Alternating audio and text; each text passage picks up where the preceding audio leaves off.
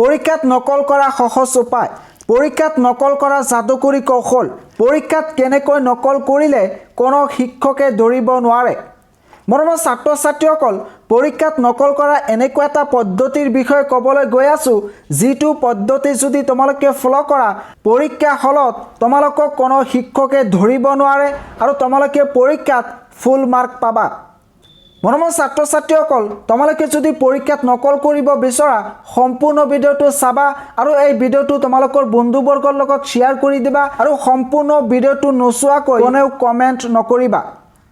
যেহেতু তোমালোকে নকল কৰিবা প্ৰথমতে এনেকৈ এখন কাগজৰ টুকুৰা কলম আৰু যিটো কিতাপৰ পৰা নকল কৰিবা সেই কিতাপখন লৈ লোৱা সেই কাগজখিলাৰ ওপৰত নকল বুলি হেডিং দিয়া তাৰ পিছত যিখিনি নকল কৰিবা সেই পঢ়াখিনি কাগজৰ টুকুৰাৰ ওপৰত সুন্দৰকৈ লিখি লোৱা আৰু একেবাৰে সৰু সৰুকৈ লিখিবা যাতে কম ঠাইত বেছিকৈ লিখিব পাৰা লিখা সম্পূৰ্ণ হোৱাৰ পিছত সেই কাগজখিলাৰ ওপৰত কি লিখিলা এবাৰ হলেও চেক কৰিবা তাতে বানান ভুল হ'ব পাৰে আৰু যদি নকলৰ টুকুৰাত বানান ভুল হয় তোমালোকে পৰীক্ষাত ফুল মাৰ্ক নাপাবা লিখা সম্পূৰ্ণ হোৱাৰ পিছত 4-5 বাৰলৈকে সেই নকলৰ টুকুৰাত কি লিখিলা সেইবোৰ পঢ়িবা পঢ়াৰ পিছত সেই নকলৰ টুকুৰাখিনি পঢ়া টেবুলৰ ওপৰত নাইবা পঢ়া টেবুলৰ সন্মুখৰ ৱালত ওলমি থবা প্ৰতিদিনে তোমালোকে যেতিয়া পঢ়িবলৈ বহিবা সেই নকলৰ টুকুৰাত কি লিখিলা এবাৰ হলেও চেক কৰিবা আৰু মনত ৰাখিবা যাতে সেই নকলৰ টুকুৰাখিনি হেৰাই নাযায় যেতিয়া পৰীক্ষা আহিব পৰীক্ষাৰ দিনা ৰাতিপুৱা সেই নকলৰ টুকুৰাখিনি চেক কৰিবা সেই নকলৰ টুকুৰাখিনি আছে নে নাই